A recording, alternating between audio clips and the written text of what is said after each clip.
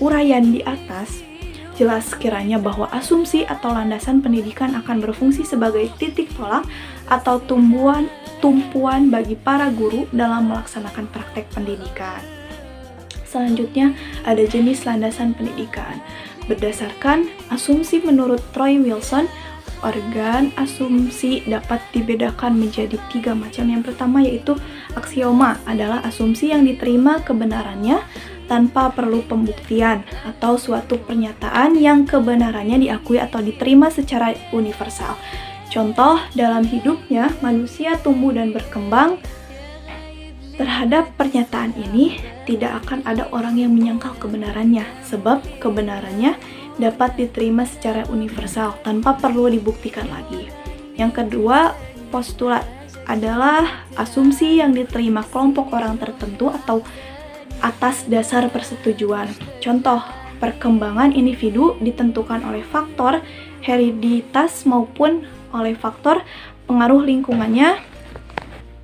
Asumsi ini disetujui atau diterima benar oleh kelompok orang tertentu, tetapi bisa saja ditolak oleh orang lain yang menyetujui asumsi bahwa perkembangan individu sepenuhnya ditentukan oleh faktor hereditas saja atau oleh faktor pengaruh lingkungan saja. Yang ketiga, premis.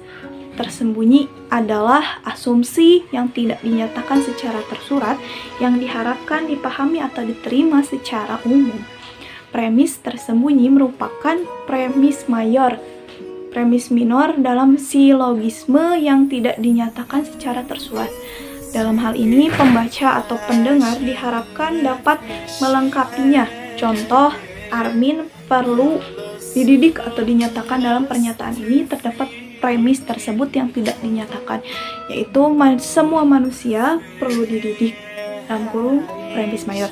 Dan Armin adalah manusia, termasuk premis minor. Maka kesimpulannya seperti pernyataan itu bahwa Armin perlu dididik. Yang selanjutnya adalah landasan pendidikan berdasarkan sumbernya.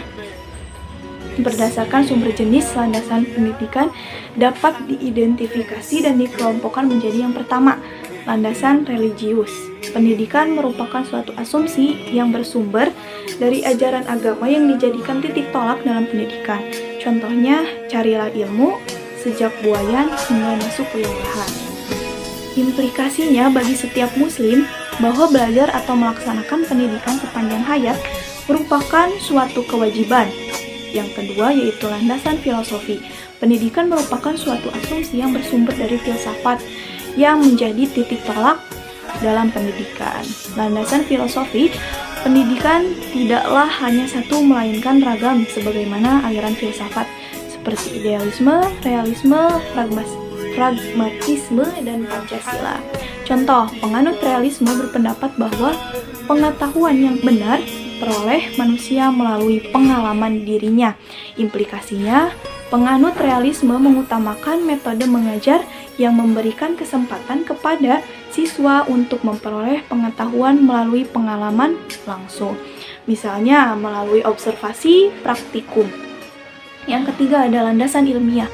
Pendidikan merupakan asumsi yang bersumber dari disiplin ilmu tertentu yang menjadi titik tolak pendidikan. Ada berbagai jenis landasan pendidikan seperti landasan psikologis pendidikan, landasan sosiologis pendidikan, landasan biologis pendidikan, landasan antropologis pendidikan, landasan histori pendidikan, landasan politik pendidikan, dan landasan teologis pendidikan. Yang keempat ada landasan hukum atau yuridis, merupakan suatu asumsi yang bersumber dari peraturan perundangan yang berlaku yang dijadikan titik tolak dalam pendidikan. Contoh, dalam Undang-Undang RI Nomor 20 Tahun 2003 tentang Sistem Pendidikan Nasional dinyatakan setiap warga negara yang berusia 7-15 tahun wajib mengikuti pendidikan dasar, pasal 6. Implikasinya, kepala sekolah dasar atau panitia penerimaan siswa baru di SD harus memprioritaskan anak-anak pendaftar berusia 7 tahun untuk diterima sebagai siswa daripada anak-anak yang baru mencapai usia 6 tahun. Wow, tempatnya berbeda. Sekian presentasi dari saya. Mohon maaf apabila terdapat banyak kesalahan. Wallahul muwaffiq ila aqwamit thoriq. Wassalamualaikum warahmatullahi wabarakatuh. Terima kasih.